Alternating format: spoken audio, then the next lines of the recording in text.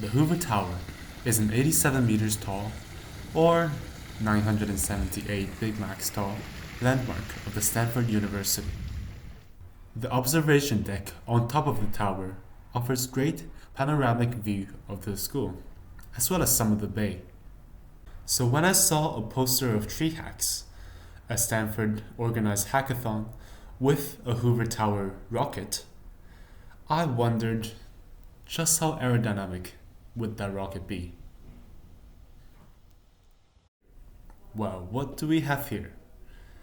I loaded up the Hoover Tower in a fluid dynamics simulation. And this is the velocity magnitude of the air around the Hoover Tower as it travels through the air. As you can see, the tip of the tower slices through the air pretty smoothly.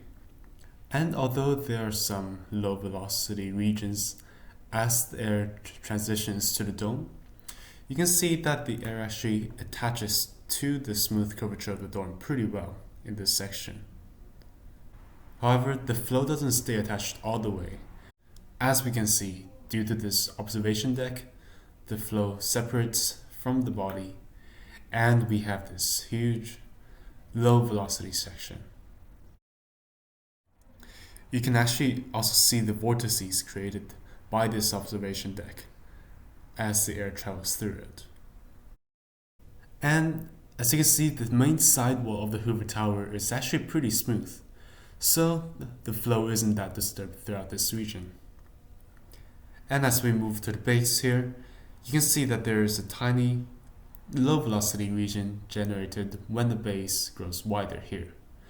But that's pretty negligible compared to the massive low velocity region created when the tower ends. As the tower ends abruptly here, all the fluid around it is going to try to rush in to this region, generating a low velocity zone through all of the vortices. And if we zoom out, you can see that this low velocity zone extends all the way through space as it travels through air. And now if we look at the three-dimensional graph of air on the surface of the Hoover Tower, it tells a similar story. As the air impacts the dome, the speed is reduced. However, you can see that they actually increase in speed along the dome due to its curvature. But then all the speed is being disrupted by the observation deck here, which then carries the low velocity through the side walls. However, due to the design of the Hoover Tower, there are three grooves along each side of the tower here. And those regions actually carry a higher velocity. Now, these regions of higher velocity are actually maintained all the way until the end of the tower and even extends further as the flow detaches. Switching to the graph of total pressure, we can see that the dome experiences relatively high pressure due to the incoming air.